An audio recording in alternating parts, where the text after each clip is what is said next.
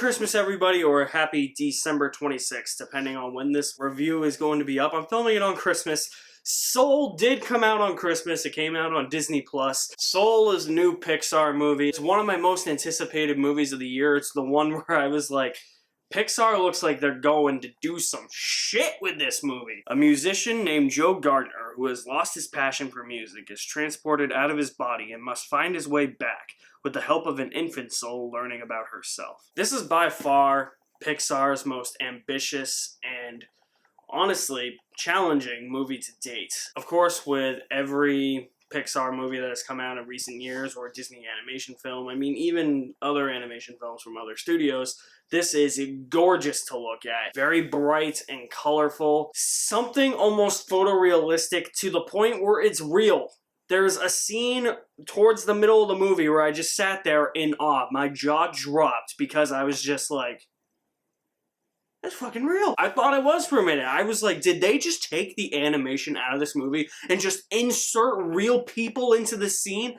That is exactly what this movie felt like. And the voice acting just adds a lot to that animation. The voice acting, as always in a Pixar movie, is top-notch.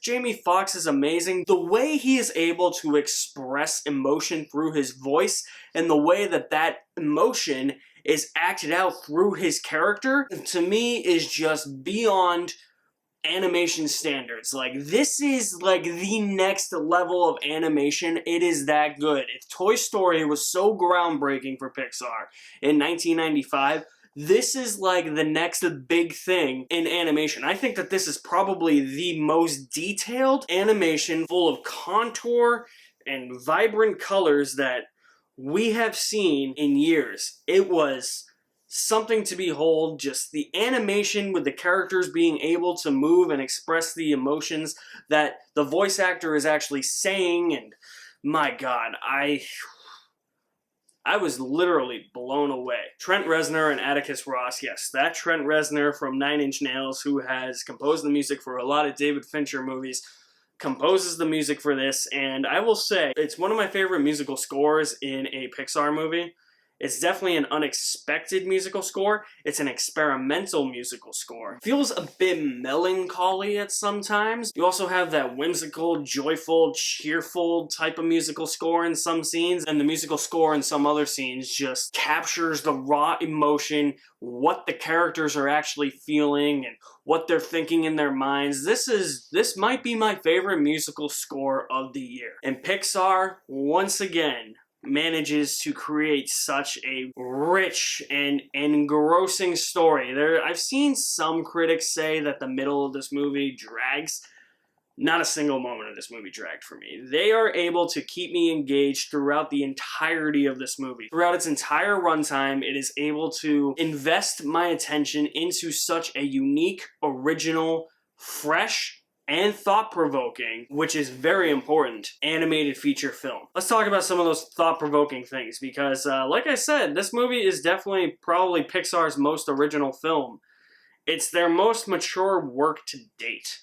There's a lot of talk about like death, mortality in this movie, but the big overall picture in this movie is, what is the meaning of life? What is somebody's purpose in life? What is your purpose in life? Can you find happiness even if you don't feel like you have a purpose? Is that thing that you have a purpose for, does that overtake everything else? Just the little things in life that you are supposed to enjoy? Is that prioritized? It hooks you like that, man. It grabs you, it catches your attention anytime it is facing these themes, when it is up against them. It never ceases to tackle them. They are always there throughout the movie. I'm really interested to see how kids respond to this movie, because those are some good life lessons for them to learn. Well, also, it would probably bring out some life lessons in adults. There's definitely people who feel like outsiders and definitely don't feel like they have a place in the world and think that, oh, death is better than anything. I think that this movie, if you watch this movie, will probably give you a better outlook on life. This movie never felt bleak. Even though it did tackle a theme of like mortality and death,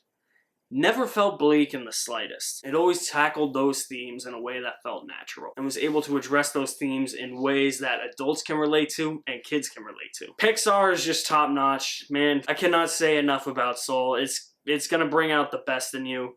It's very emotional. It's one of the most gorgeously animated films. Probably the best film in terms of animation I have seen. That musical score is amazing. The voice acting, as always in a Pixar movie, is top notch. There's no other way to say it, guys. I loved Soul. It's on Disney Plus right now, and I really, really wish this had gotten a theatrical release. I get it. Theaters are closed right now in most places, but I wish that they had just held off. Or that they had just done what Wonder Woman had did. Day and date release for both theaters and Disney Plus. You can see it in theaters where theaters were open, or watch it on Disney Plus, however you want to do it. I wish they had done that. This is a movie that should be experienced on the big screen. I'm not just saying that because I'm a huge advocate for movie theaters. I'm saying movies like this and big blockbusters, I feel like you get a lot more out of them in the movie theaters. And while I did get a lot out of this movie right now, watching it on Disney Plus, I think my appreciation and love for this movie would have been in the stratosphere if I had seen it in theaters. But like I said, man, I love Soul. It's probably my favorite Pixar movie in the last 5 to 6 years. Obviously, I don't have a bad thing to say about this movie, so that means I'm going to say Soul belongs in popcorn heaven. Well, we are almost at the end of the year. That was my last review for a new release that I have for you guys. If I can squeeze in Wolfwalkers, because I've heard nothing but great things about Wolfwalkers, I'll try and review it. I might not be able to get to it, but I also got my top 10 lists coming at some point next week. 2020 is coming to a close. Thank God. So stay tuned for those very soon. I want to know what you guys thought of Soul. Drop me some feedback in the comments section below. I will leave my link to my website in the description below as well. You guys are the best. Thank you for watching. My name is Alex Madden, and I'll see you at the movies somewhere.